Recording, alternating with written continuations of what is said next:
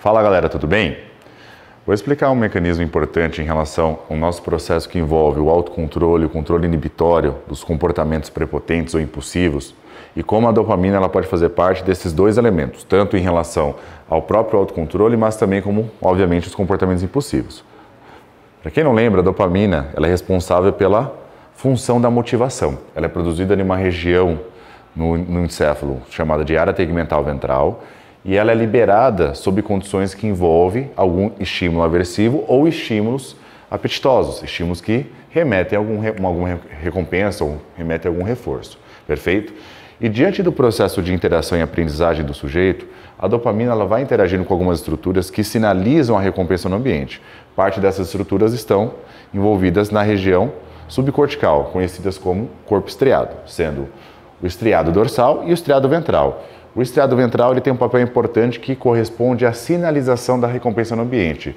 Já o dorsal é o que vai inicializar o processo, ou seja, o comportamento direcionado a essa recompensa, e na medida que o comportamento ele é reforçado, que ele é repetido, então ele também configura ou codifica o processo de aprendizagem, se tornando um comportamento habitual, ou famoso hábito, certo? No entanto, a dopamina também atua na região do córtex pré-frontal dorso-lateral, região essa responsável por diversas funções, sendo correspondida pelas funções conhecidas pelas funções executivas.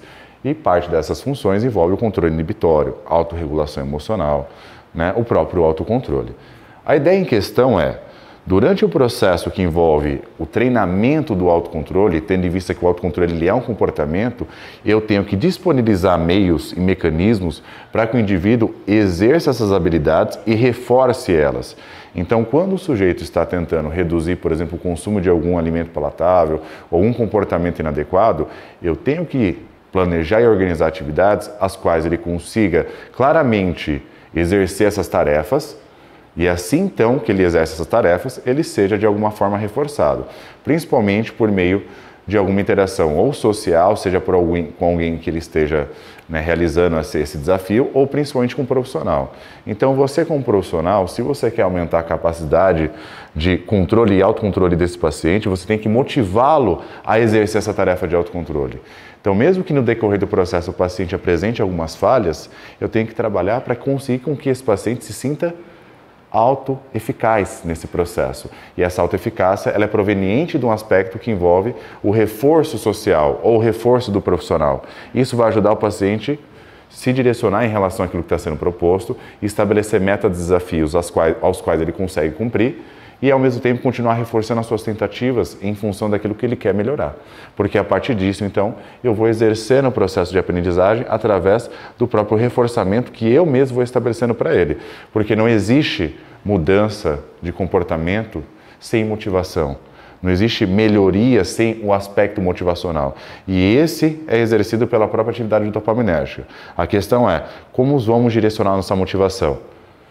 Para as consequências imediatas que podem nos promover prejuízo ou para as consequências futuras que vão nos promover muito mais benefício.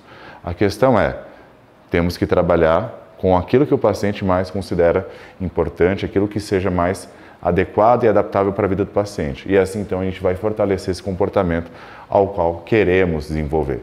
E, portanto, o profissional tem um papel fundamental, que é justamente ampliar a motivação deste para que o comportamento desejado seja adquirido e aprendido.